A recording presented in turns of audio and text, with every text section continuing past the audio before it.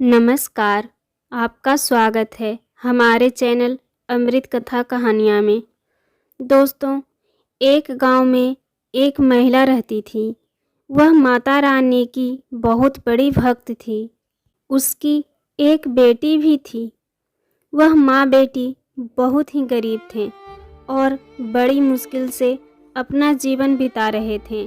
वो औरत सड़क पर झाड़ू लगाने का काम करती, जिससे उसका 2 वक्त की खाने का इंतजाम हो पाता था।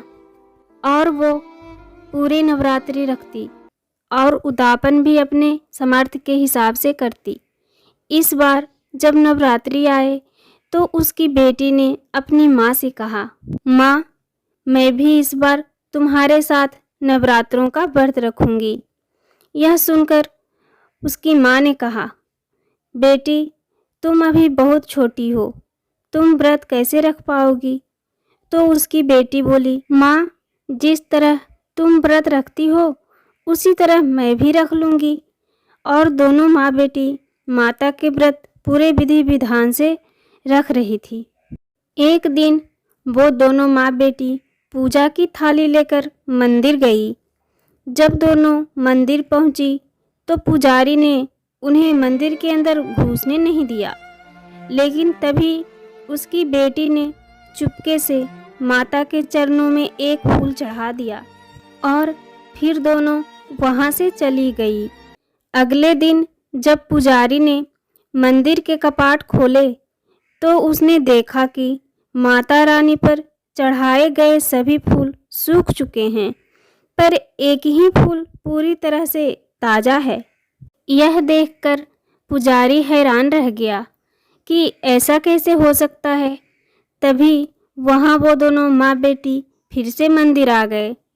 पुजारी उन दोनों पर बहुत क्रोधित हुआ और सभी से कहने लगा कि ये दोनों नीच जाति के हैं और इनके मंदिर में आ जाने से मंदिर अपवित्र हो जाएगा। लोगों ने यह सुनते ही उस औरत को बहुत मारा। वो औरत बेहोश हो गई। यह देखकर उसकी बेटी बहुत जोर जोर से रोने लगी।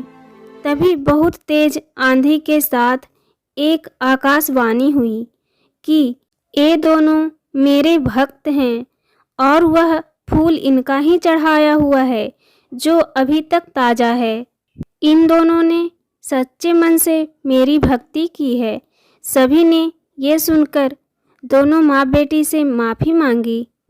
और जब सारे नवरात्र पूरे हुए तो वो औरत ने अष्टमी पूजन किया और माता रानी का भोग बनाया और फिर उन्हें भोग लगाया। जैसे ही भोग लगाकर दोनों व्रत खोलने बैठे, वैसे ही बाहर से एक आवाज़ आई, बेटी, मुझे बहुत भूख लगी है, कुछ खाने को दे दो, 2 दिन से कुछ नहीं खाया। आवाज़ सुनते ही वो औरत बाहर आकर देखा तो बाहर एक बूढ़ी औरत खड़ी थी। दोनों माँ बेटी ने सारा खाना उस बूढ़ी औरत को दे दिया और वो दोनों थोड़ा बहुत जो भी कुछ बचा था वही खाकर रह गई। जब वह बूढ़ी औरत जाने लगी तो वह एक पोटली वो औरत को दे गई और बोली, इसको मंदिर में रख लेना और विजयदशमी वाले दिन ही इसको खोलना। ऐसा कहकर वो चली गई। विजयदशमी वाले दिन पूजा करने के बाद वो औरत ने जब वो पोटली खोली तो उसमें से हीरे जवाहरात निकले।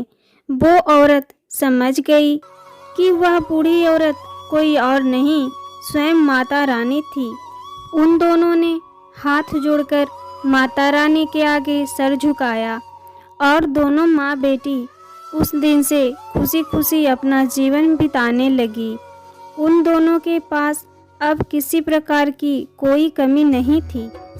जिस तरह माँ दुर्गा ने दोनों माँ बेटी का भला किया, उसी तरह माँ दुर्गा सभी की मनोकामनाएं पूरी करें। जो सच्ची श्रद्धा से माता रानी की पूजा करता है, माँ सदा उनके साथ रहती हैं। जय माता दी। तो दोस्तों, ऐसी और कहानियों के लिए हमारे चैनल अमृत कथा कहानियाँ को सब्सक्राइब करें। धन्यवाद।